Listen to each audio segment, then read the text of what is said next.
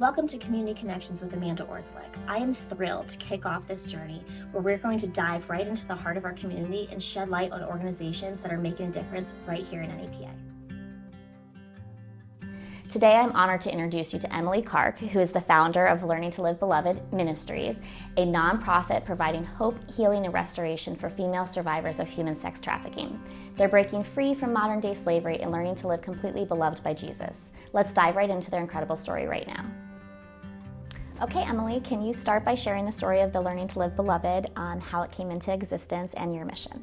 Sure. So in the fall of October 2021, I was able to meet a survivor of human sex trafficking, and coming face to face with a survivor was a very surreal moment. It allowed me to drop these stigmas that I had about what human trafficking looked like and realize that these people aren't so different from me, that they are other women who are struggling, who have pain, who have rejection, who have shame, and that I no longer could ignore this issue that is very real, not around the country or outside the country, but right here in Columbia County.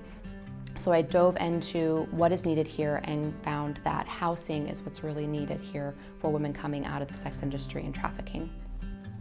Okay, so you said about housing is their immediate need here. How does your organization utilize housing, and how will that housing empower survivors to reintegrate back into society to be able to have sustainable, independent lives? So in this area, there is no emergency housing. We are the first in this area. There's only one other in Pittsburgh, Pennsylvania, which just opened this year. So that immediate housing is so necessary. Someone who is living, being trafficked on the streets, if they want to get into a long-term home, they have to be 30 days sober, they have to be mentally sound. That's very difficult for someone to do who has endured grievous trauma, who doesn't know they're being trafficked. So our house is so important. It's this first step to getting connected with sober living, to getting connected with healing and health, and we're setting them up for long-term success, because now when we connect them to those long-term houses, they are going to be ready to dive into that programming, to the therapies, to the healing, getting GED, getting their graduate degrees, getting back into society and not falling back into those old patterns of living.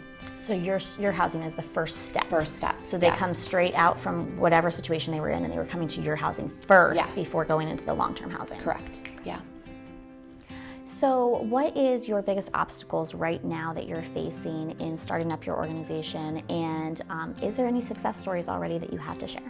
So the biggest challenge is probably funding, and then just bringing that awareness to the community. People don't believe trafficking happens here, so I get a lot of skepticism, and then if people don't believe it's an issue, they're not going to want to get involved and help.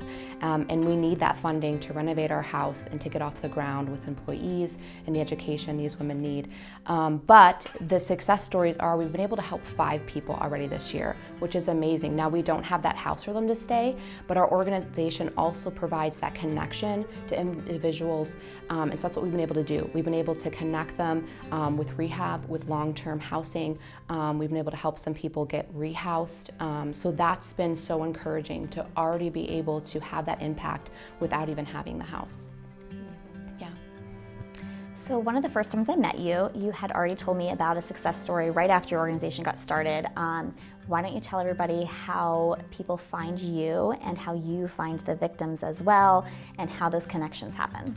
So there's a lot of ways to find us. The particular story you're referencing, it was through a podcast that I was on. I was doing an Instagram live, and someone heard my story, was curious, reached out, we talked, and I was able to figure out and discern that she'd been trafficked and connect her with another organization in her area. She wasn't even in Pennsylvania, which is so cool that we were still able to help her and assist her in that way. And that's kind of how some of the other things have been, just word of mouth. This is a huge community that we're not aware of, and yet when you gain trust with one, you gain trust with all. Other ways that we will connect will be through our local police. We're working very closely with them, and they're a huge supporter through the National Trafficking Shelter Alliance, Polaris. There's ways to get alliances with them, and they would vet people to come that would work with our programming well. So there's lots of different ways. So your first house is the Well House. Tell me a little bit more about that, how it came to existence, and any future plans for housing or programs after you get this off the ground. Sure, so the Well House was graciously donated to us very early on. And so that's been a huge encouragement to know that we have that living testament of God wanting this here in Columbia County. So it does need major renovation. So that's kind of our plan for this year, is to focus on raising funds to get that renovated and ready to go. And then hopefully in the next year and a half, we'll be able to staff that and be ready to open our doors. We're modeling our programming after Selah Freedom. They're an organization in Florida that has been around for a little over a decade. So we're getting their curriculum, their programming. I was just there visiting, shadowing their staff. And so being able to model after someone who's well established and has huge success rates is very beneficial to us. Their programming starts with an assessment house like ours, 6 to 8 weeks, and then builds into long-term restorative care, and then beyond that into a graduate program, like another step before you're off on your own. So our goal and hope would be to continue that housing model and add other houses to what we already have. So can you share the inspiration behind starting the Angel Pack program and your decision to partner with Fierce Love for Good?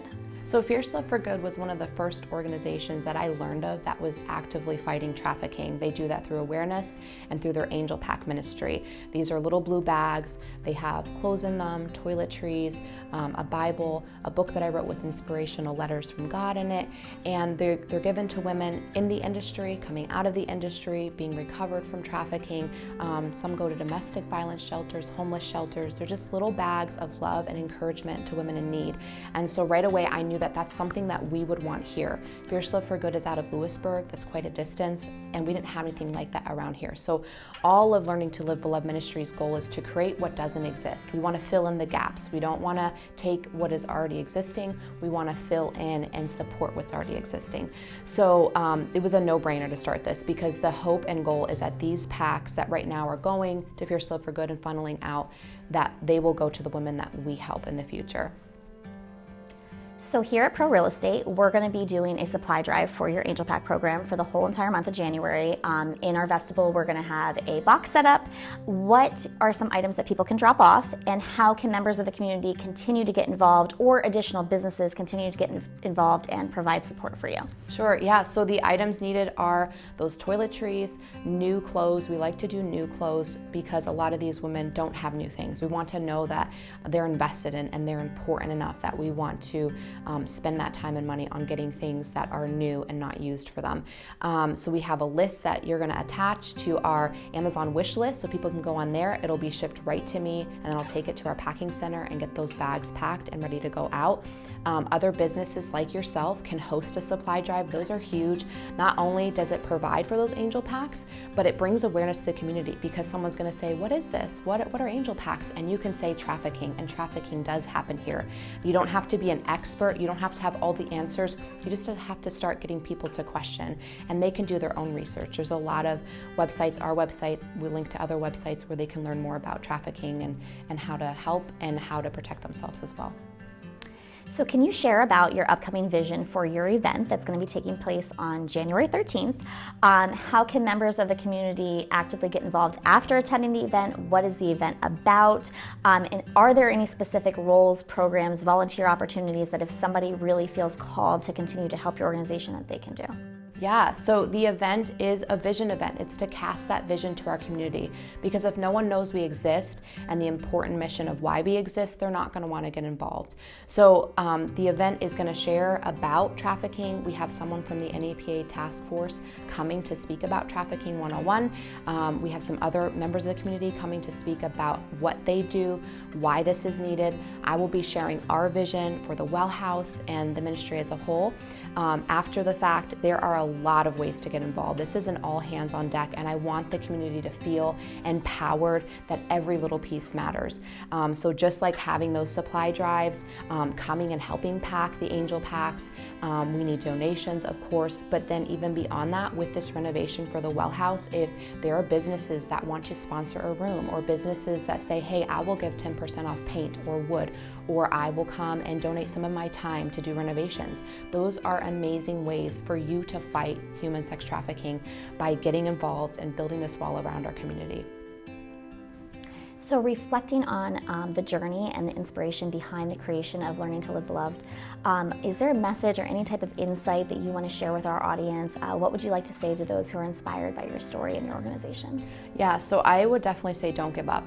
There were a lot of, I don't want to say haters, it's a little strong, but I think when you're kind of coming out of the blue, wanting to start something new, people have wisdom, unsolicited wisdom and advice that can end up being super discouraging because they don't have that vision. But if God has put something on your heart or you've been inspired by something, you gotta fight for that. You gotta trust that those things are gonna work out. And that's been proven true in my story.